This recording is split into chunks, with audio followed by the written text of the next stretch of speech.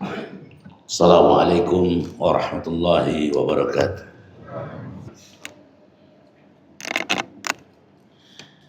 Alhamdulillah, alhamdulillahilladzi ja'ala hadzal din ribatan matinan qawiyan baina qulubil muslimin. Walhamdulillahilladzi amatal ahya wa ahyal amwat. Walhamdulillahilladzi ja'ala an-nahara ma'asyan lil bashar wa ja'ala al-lailata rahatan lil anam. Walhamdulillahilladzi nahmaduhu wa nastahdihi wa nasta'inuhu wa nastaghfiruhu wa nastaghithuhu wa natubu ilaih. Wa asyhadu an la ilaha illallah wa asyhadu anna Muhammadan abduhu wa rasuluh. Allahumma salli ala Muhammad wa ala alihi wa ashabihi ajma'in. Amma ba'd. Faya ibadallah, usikum wa nafsiyal khadi'a bitaqwallah. Usikum wa nafsiyal mudhniba bitaqwallah. Wa usikum wa nafsiyal khati'a bitaqwallah faqad fazal muttaqun. Ya ayyuhalladzina amanu taqullaha haqqa tuqatih wa la tamutunna illa wa antum muslimun. Faqad qala jalla jalaluhu wa huwa asdaqul qailin, a'udzu billahi minasyaitonir rajim. Wa laqad atayna Musal kitab wa qaffayna min ba'dihi birrusul wa atayna Isa ibn Maryam al-bayyinat wa ayyadnahu bi ruhil quds. Afakullama ja'akum rasulun bima la tahwa anfusukum istakbartum fa fariqan kadzdzabtum wa fariqan taqtulun. Al-Baqarah as-sabi'ah wa tsamanin. Sidang jamaah Jumat yang semoga selalu dan selamanya dalam rahmat dan inayah Allah Subhanahu wa taala. Pada kesempatan yang mulia ini, di hari yang mulia, di tempat yang mulia, dihadiri oleh pencari kemuliaan, patutlah kita sebagai hamba Allah Subhanahu wa taala memperlihatkan tanda bukti kecintaan, ketulusan, kezuhudan, kelapangan dada kehadirat Allah Subhanahu wa taala yang senantiasa mempersiapkan pengampunan, yang senantiasa membuktikan nurnya kepada kita semua, bahwa Allah Subhanahu wa taala akan senantiasa membuka tingkap-tingkap langitnya kepada hamba-hamba Allah Subhanahu wa taala yang selalu sadar diri bahwa kita masih terjauh dan sangat membutuhkan kasih sayang dan rahmat Allah Subhanahu wa taala sebagai bentuk jalan keselamatan kita kelak menghadapnya. Kehadiran kita di sini setidaknya memiliki makna yang luar biasa sebagai bentuk rest area mulia, sebagai bahan perenungan kurun waktu sepekan lamanya terhadap kesibukan kita dengan urusan duniawi.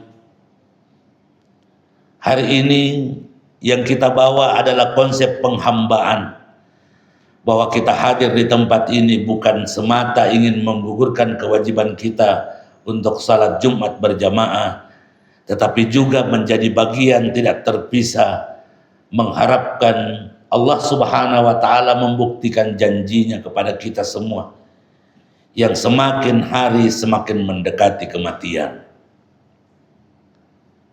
La haula wala quwata illa billah. Kita meyakini tidak ada kekuatan, tidak ada keluar biasaan selain dari apa yang Allah Subhanahu wa taala buktikan kepada kita semua. Salawat dan salam kepada junjungan kita Al-Mustafa Muhammad sallallahu alaihi wasallam. Allahumma salli wa sallim alaihi, atas segala upaya, atas segala contoh, atas segala uswatun hasanah yang melalui para tabi'in, melalui para sahabat, melalui para ulama, melalui para pemberi nasihat, ilmu itu sampai dan terpatri dalam hidup kita, yang semoga apa yang kita dapatkan dan kita sadur tertanam dan menancap serta menghujam di jantung kita sebagai bentuk prinsip menghadap Allah Subhanahu wa taala. Kaum muslimin sidang jamaah Jumat yang semoga dirahmati oleh Allah Subhanahu wa taala. Kehidupan dunia ini semakin membuat kita berkeyakinan bahwa Allah Subhanahu wa taala mengatur hidup ini dengan berbagai macam kondisi dan keadaan. Bahwa Allah mengatur kehidupan ini dengan berbagai macam pembagian-pembagiannya. Allah mengatur kehidupan ini dengan jutaan manusia, dengan puluhan kondisi, dengan cuaca yang kadang berubah drastis. Maka dalam pepatah mengingatkan, al-waqtu kas-sayfi fa in lam taqtahu qata'aka. Waktu itu ibarat pedang yang tajam, yang kalau kita tidak berani mengambil resiko untuk menerabasnya, maka kita yang akan diterabas. Ada di antara kita cuma menghabiskan waktu menunggu matinya. Ada di antara kita yang was-was dengan hidupnya.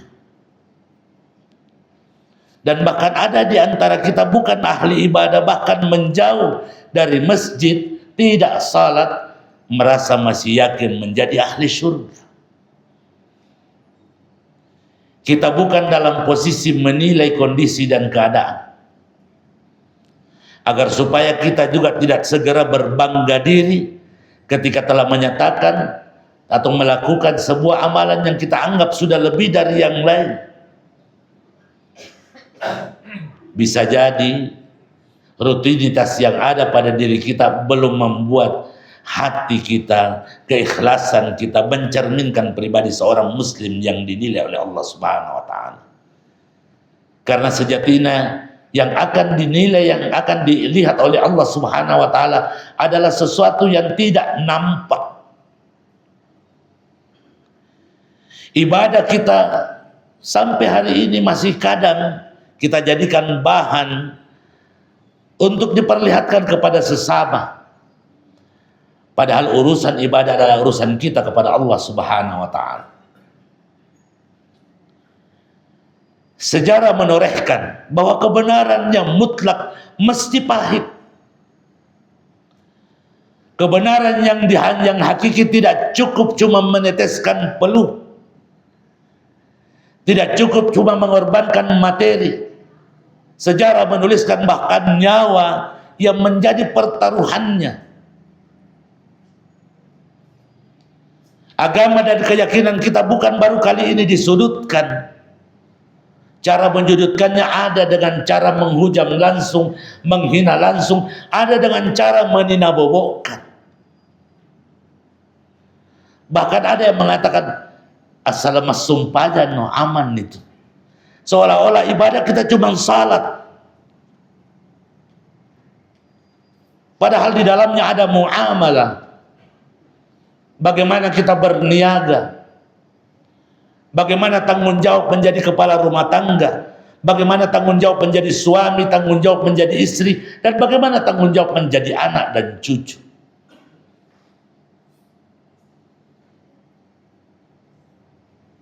Urusan agama ini tidak semata-mata cuma urusan jihad dan peperangan. Bahkan urusan hubungan suami istri sekalipun diatur dengan begitu gamblang dan begitu nyata. Bahwa agama ini, keyakinan kita ini memiliki rule, memiliki peraturan yang pasti. Mari kita lihat bagaimana Allah Subhanahu wa taala mengkisahkan dalam surah Al-Baqarah ayat 87. Walaqad atayna Musal kitab.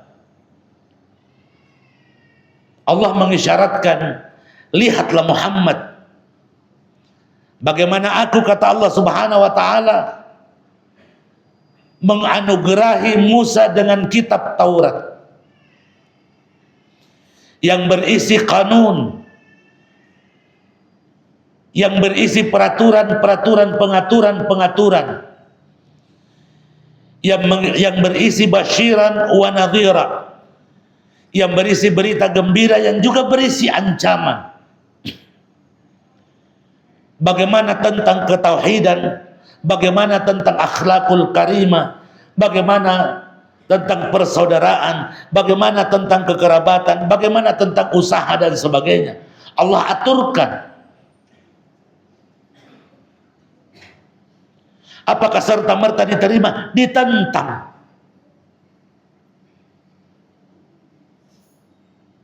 Siapa penentangnya? Bukan orang lain.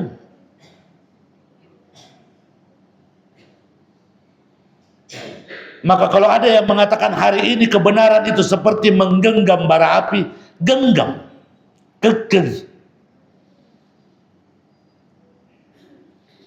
Karena terkadang bias-bias dakwah itu menyeberang lautan, menyeberang kabupaten dan provinsi, bahkan orang yang terdekat kita sekalipun sulit untuk menerimanya. Sebagaimana Rasulullah SAW setiap saat mendoakan orang terdekat, yaitu pamannya, untuk menjadi ahli ibadah, untuk menjadi golongan kaum muslimin, Allah takdirkan pamannya menjadi ahli neraka.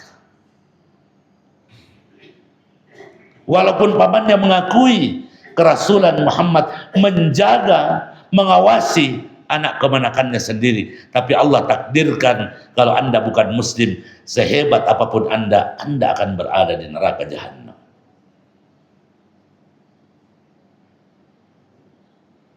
Berbanggalah kita yang Islam ini. Sejahat-jahatnya Islam, sekurang ajarnya seorang muslim, dia memiliki jatah di surga. Tergantung apa jatah itu mau diambil atau tidak. Bagaimana caranya? Al-halalu bayyinun wal haramu bayyinun. Jalan menuju kebaikan, kemaslahatan jelas, dan jalan menuju jurang kenistaan neraka jahanam juga sangat jelas. Lewati yang telah diberikan petunjuk oleh Allah Subhanahu wa taala. Nabi Musa alaihissalam berdakwah pertama kepada ayah angkatnya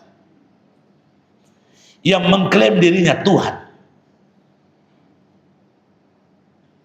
Fir'aun laknatullah. Tentu ada pertentangan yang sangat dahsyat, tentu ada ejekan yang sangat luar biasa.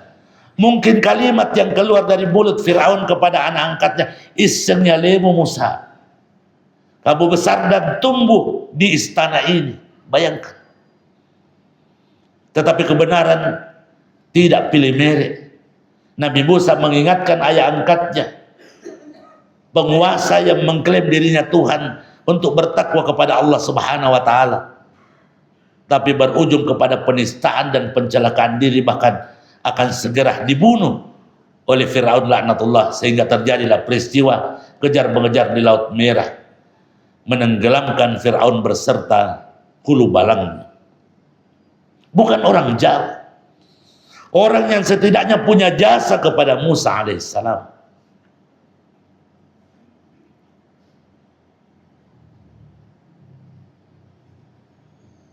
Bagaimana Allah Subhanahu wa taala mentakdirkan Ibrahim alaihissalam yang menghadapi keluarga dan rajanya sendiri.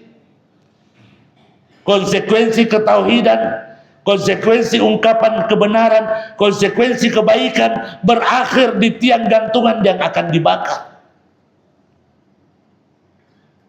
Bukan penjara, eksekusi.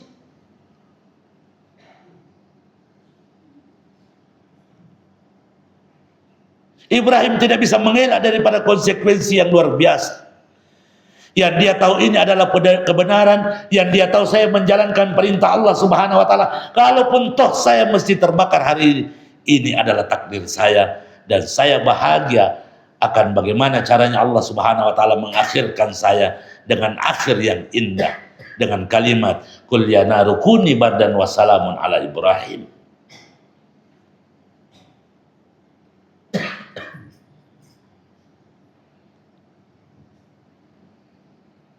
Ada di antara kita yang tidak ingin berpikir panjang karena dia berpikir amalan luar biasa itu malopo panajaji. Harus yang besar baru memiliki nilai. Padahal besar kecilnya dari amalan-amalan kita tergantung keikhlasan kita. Dalam sebuah riwayat ketika Ibrahim dibakar, ada burung pipit, burung kecil, bolak-balik ke sungai membawa air dengan paruhnya, pitol, berapa tetes. Ke sungai ambil air, dibuang ke api yang membakar Ibrahim, bolak-balik mendapat ejekan dari binatang yang lain. Wahai burung, berapa juta kali engkau bolak-balik baru engkau bisa memadamkan api yang luar biasa ini. Apa kata keluar dari burung kecil ini? Saya mungkin tidak yakin bahwa apa yang saya lakukan ini bisa memadamkan api Ibrahim. Saya mungkin yang saya lakukan ini akan menjadi cemoohan bagi orang lain, akan menjadi ejekan bagi orang lain. Tapi inilah yang kelak yang akan saya pertanggungjawabkan di hadapan Allah. Ya Allah, ada upaya saya memadamkan api yang membakar Ibrahim dibanding Anda yang cuma sekedar mengejek, tidak bisa berbuat apa-apa.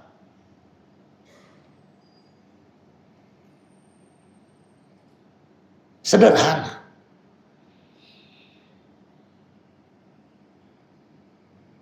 Setelah Musa diberikan kitab, wa qaffayna min ba'dihi birrusul, lalu kata Allah, kami susul setelah Musa alaihissalam dengan nabi-nabi yang membawa kitab-kitab yang serupa, yang datang membawa permintaan pengakuan kebenaran kepada Allah,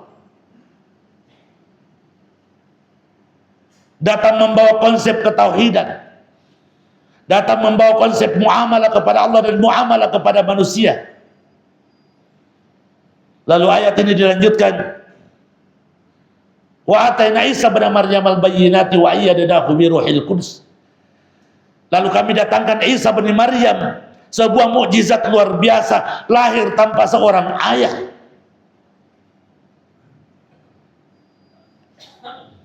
Wa ayyadnahu bi ruhil qudus, dan kami dampingi Isa bin Maryam dengan Jibril yang memperlihatkan konsep akhlakul karimah yang tidak keluar dari lisannya selain ungkapan kebaikan, yang tidak pernah memberikan petunjuk kecuali petunjuk itu punya manfaat bagi orang. Sementara kita hari ini di Puada, di Puada tidak pikir orang lain tersinggung atau tidak.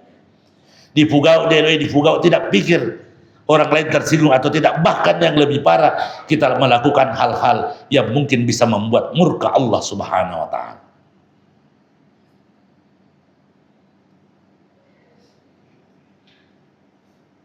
Lalu ayat ini dilanjutkan dengan kalimat sanggahan, tantangan. Afakullama ja'akum rasulun bima la tahwa anfusukum mustakbartum. Wahai manusia,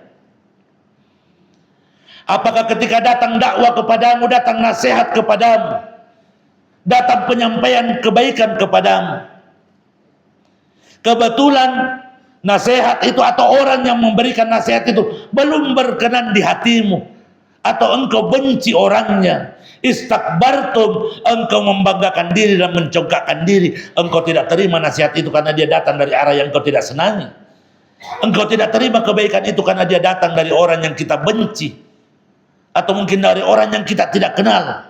Fafariqan kadzabatum wa fariqan taqtulun. Sejarah mencatat kebenaran ini ketika dibawa oleh orang yang membawa kebenaran, sebagian disudutkan, sebagian didiskreditkan, sebagian dibunuh. Lihat Nabi Yahya dibunuh oleh umat.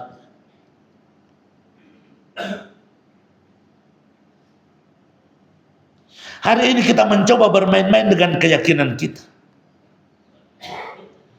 Hari ini kadang kita merubah apa yang semestinya tidak dirubah karena keadaan, karena pemerintah mungkin, karena istri, karena tetangga, wa na'udzubillah min dzalik. Inilah yang dimaksudkan Allah Subhanahu wa taala dengan kalimat wa yasyaruna bi tsamanan qalila, menjual mahal keyakinan dan ketauhidannya dengan harga yang sangat sedikit, kelak akan berada di neraka yang paling terbawa. Wa naudzubillah min dzalik.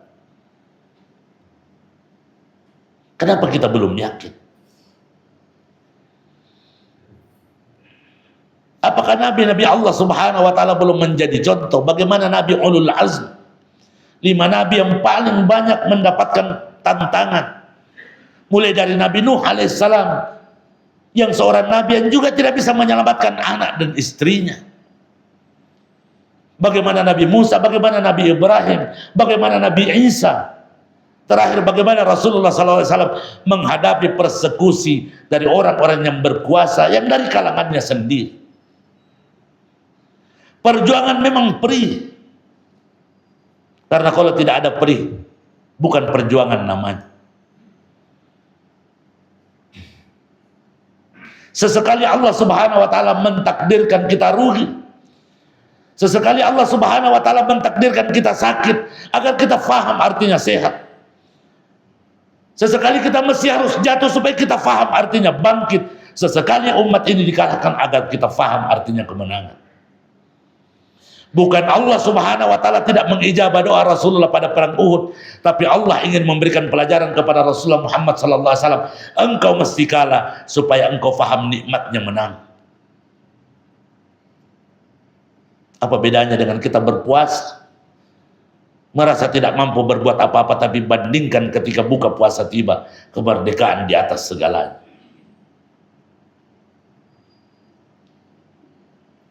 Kondisi dan keadaan saat ini saking tidak menentu, sulit lagi menentukan siapa kawan dan siapa lawan.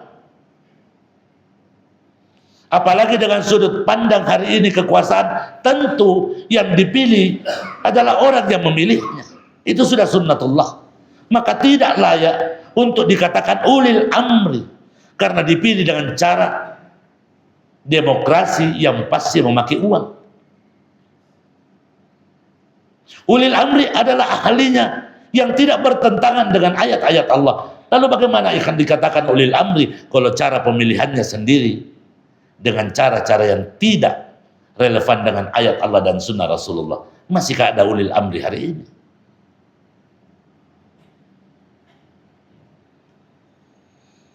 Maka Allah mengisyaratkan juga dalam surah Fussilat 30, innal ladzina qalu rabbuna Allah tsumma istaqamu.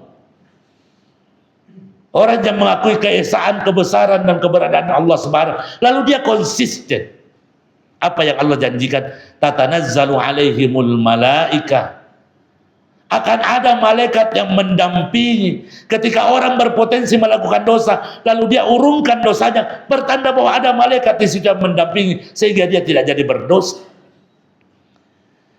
Lalu ketika ada orang yang ingin mengungkapkan penghinaannya kepada seseorang, lalu tanpa sengaja penghinaan itu tidak jadi dia lontarkan, ada malaikat di situ yang menahan agar jangan sampai kalimatnya keluar dan menyakiti orang lain. Sebab bisa jadi orang yang kita hinakan jauh lebih mulia ketimbang kita yang merasa diri kita hebat. Dalam sebuah riwayat, ketika Rasulullah SAW berjalan bersama Abu Bakar As-Siddiq setelah peristiwa Fathu Makkah, setelah kaum muslimin dalam kondisi berada di puncak kekuasaan, berjalan keluar meninggalkan kota Makkah, di tengah jalan ada orang Yahudi yang mengejek Rasulullah SAW dengan berkata yang sangat tidak pantas, menyakitkan hati. Ketika ejekan masih berlangsung, Abu Bakar mencabut pedangnya lalu ditahan oleh Rasulullah SAW. Pedang itu tidak jadi tercabut. Abu Bakar heran, maka dia melihat kepada wajah Rasulullah. Wajah Rasulullah saat itu berseri-seri melihat kepada orang Yahudi yang saat itu menghina dan mengejek mereka berdua. Abu Bakar terheran-heran, ada apa Rasulullah ini? Kita telah berada di puncak pimpinan. Mungkin dulu ketika kita masih kecil, wajar ketika mereka menghina. Hari ini kita menjadi orang hebat, kita memasuki Fathu Makkah tanpa peperangan sedikit pun. menguasai kota Makkah, kota kelahiran Rasulullah. Tiba-tiba ada yang mengejek, bayangkan. Tapi dia kaget melihat mukanya Rasulullah berseri. Lalu Rasul tetap mengajak Abu Bakar untuk berjalan. Setelah sampai di tujuan, Abu Bakar protes, "Ya Rasulullah, orang yang menghina tadi adalah orang yang halal darahnya. Bisa jadi mungkin kalau dia menghina saya terima. Tapi mereka telah menghinamu ya Rasulullah. Orang yang kami rela mati ketika ada yang menghinamu." Maka apa kata Rasulullah? Abu Bakar, saya benarkan sikapmu. Maka ketika engkau ingin mencabut pedangmu, saya tahan. Karena di situ ada Jibril. Akan hubal, oh ya Rasulullah, apa diambil Jibril di situ, di sampingnya orang Yahudi? Ketika kita diejek, ketika kita dihina, Jibril lagi bekerja. Apa yang dia kerjakan? Sebuah kebaikan orang itu dipindahkan kepada kita berdua, dan kejahatan kita yang pasti ada, Jibril pindahkan ke mereka, ke orang itu. Bayangkan. Jadi ketika ada yang menghina, ada yang mengejek, dan kita anggap itu tidak seperti itu, senyumkan saja, karena sejatinya di situ ada Jibril yang memindahkan kebaikan orang itu yang pasti ada kepada kita, dan Jibril mengambil kejahatan dan dosa kita kepada mereka. Lalu kenapa engkau tersenyum ya Rasulullah? Kata Rasulullah, saya sengaja tersenyum kepada Jibril supaya Jibril meneruskan pekerjaannya, jangan sampai dia berhenti. Menahan diri memang berat. Tapi di ayat juga yang lain mengisyaratkan wal qadiminal ghaidh. Bagi orang yang sudah memenuhi syarat untuk marah lalu dia tahan amarahnya, Allah janjikan pahala yang luar biasa.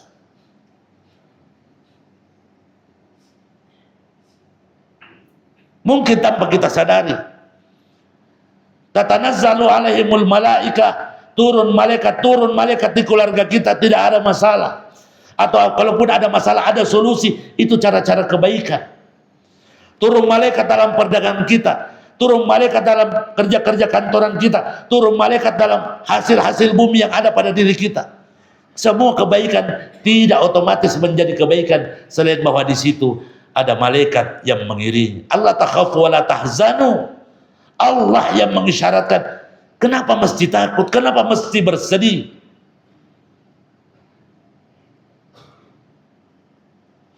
Yang perlu bersedih ketika sampai hari ini, siapa tahu sampai hari ini akhir usia kita dan kita belum bisa memantaskan diri menjadi ahli surga.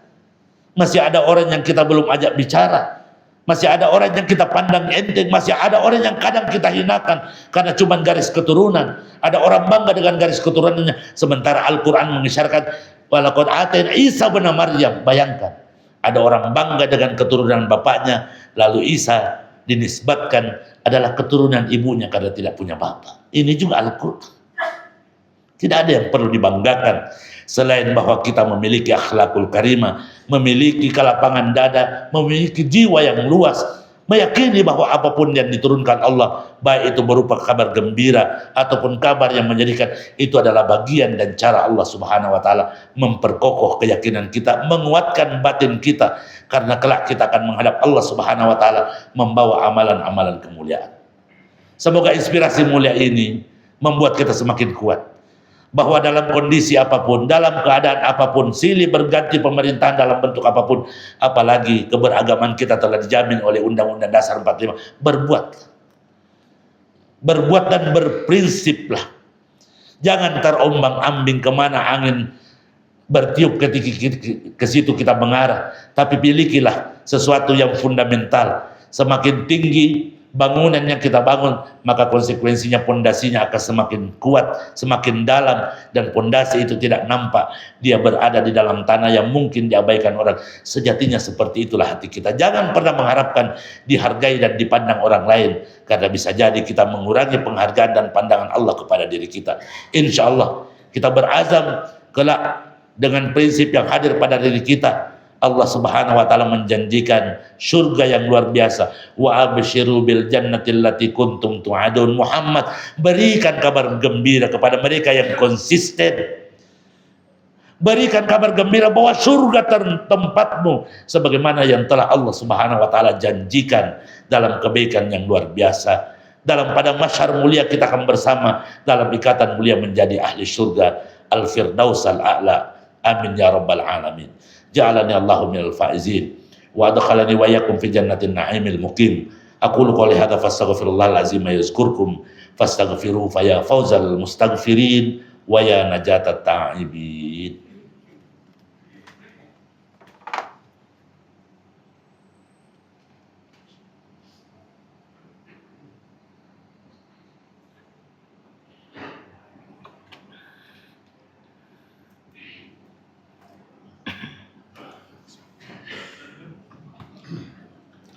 Alhamdulillah, alhamdulillahilladzi hamdan katsiran thayyiban kama amar. Nahmaduhu wa nastahdihi wa nasta'inuhu wa nastaghfiruhu wa nastaghithu wa natubu ilaih. Wa asyhadu an la ilaha illallah wa asyhadu anna Muhammadan abduhu wa rasul. Allahumma salli ala Muhammad wa ala alihi wa ashabihi ajmain. Amma ba'd. Sidang jamaah Jumat kaum muslimin dan muslimat yang semoga dan selamanya dalam rahmat Allah Subhanahu wa taala. Pada khutbah kedua ini kami mengajak para jamaah untuk menundukkan mata hati batin kita semata-mata mengharap ridha Allah Subhanahu wa taala. Hari ini hadir di tengah-tengah kita semua para mujahid-mujahid, baik dia bergelut dalam bidang usahanya, bergelut dalam bidang pendidikannya, bergelut dalam masa tuanya untuk tetap menjadi hamba Allah. Insya Allah kitalah mujahid itu.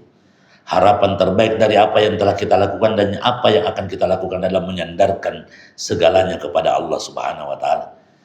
Karena ini adalah merupakan jaminan dari Allah Subhanahu wa taala. Yakinkan dan pantaskan diri bahwa Allah Subhanahu wa taala mempersiapkan kemudahan setelah kekhususan. Allah mengulang dalam surah Al-Insyirah berulang kali agar supaya kita yakin, diyakinkan fa innamal usri yusra, innamal usri yusra. Setelah susah pasti ada kemudahan. Kenapa? Kemudahan itu kadang sulit dan jauh karena kita tidak menganggap bahwa semua kesusahan yang ditimpakan adalah sejatinya jalan untuk menuju kemudahan. Ada yang bersenang-senang dengan kesusahannya, padahal itu adalah kesedangan yang semu. Kita yakinkan bahwa hati ini memiliki dua takdir. Dia akan senang dan dia akan susah, dan itu adalah bagian yang tidak terpisah untuk mendewasakan kita semua. Kita butuh cobaan dan tantangan agar kita faham bahwa Allah Subhanahu wa taala mentakdirkan itu untuk menguatkan kita. Kadang juga kita perlu sakit karena cuma dengan rasa sakit itu pedek mari ngerangi di sisi Allah taala. Ujian yang ditimpakan kepada Allah dalam bentuk apapun adalah cara Allah Subhanahu wa taala memanggil kita dengan cara halus. Karena orang yang sakit, orang yang rugi, orang yang dapatkan musibah tidak keluar apa-apa dari lisannya selain kalimat thayyibah, kalimat istighfar. Bukan berarti bahwa kita selalu meminta rugi, tetapi sesekali kita yakinkan diri kita bahwa Allah Subhanahu wa taala memakai berbagai macam cara untuk mengajak kita kembali kepada jalan yang lurus, kepada jalan kebenaran. Kita bermunajat kepada Allah Subhanahu wa taala, mendoakan orang-orang tua kita yang mendahului kita, mendoakan keluarga dan kerabat kita, mendoakan bangsa ini, mendoakan Kabupaten Sinjaita agar supaya tetap menjadi baldatun thayyibatun wa rabbun ghafur.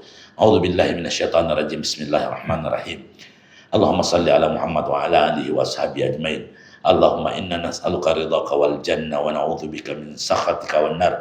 Allahumma inna nas'aluka salamatan fid din wa afiyatan fil jasad wa ziyadatan fil ilmi wa barakatan fil rizq wa taubatan qabla al maut wa rahmatan indal maut wa maghfiratan ba'dal maut. Hawwin alaina fi sakaratil maut wan najata minan nar wal afwa indal hisab. Allahumma arinal haqqa warzuqna ittiba'a wa arinal batila batila warzuqna ijtinaba. Allahumma khtimna bi husnil khatimah wa la takhtimna bi su'il khatimah. Allahumma khtimna bi husnil khatimah wa la takhtimna bi su'il khatimah. Allahumma khtimna bi husnil khatimah wa la takhtimna bi su'il khatimah. Rabbana afrigh alaina sabra wa thabbit aqdamana wansurna 'alal qaumil kafirin. Allahumma anzilna munzalan mubarakan fa anta khairul munzilin. Allahumma anzilna munzalan mubarakan fa anta khairul munzilin. Allahumma anzilna munzalan mubarakan fa anta khairul munzilin. Rabbana la tu'akhidna in nasina wa akhtana. Rabbana wa la tahmil 'alaina isran kama hamaltahu 'alal ladzina min qablina. Rabbana wa la tuhammilna ma la taqata lana bihi wa'fu 'anna waghfir lana warhamna anta maulana fansurna 'alal qaumil kafirin.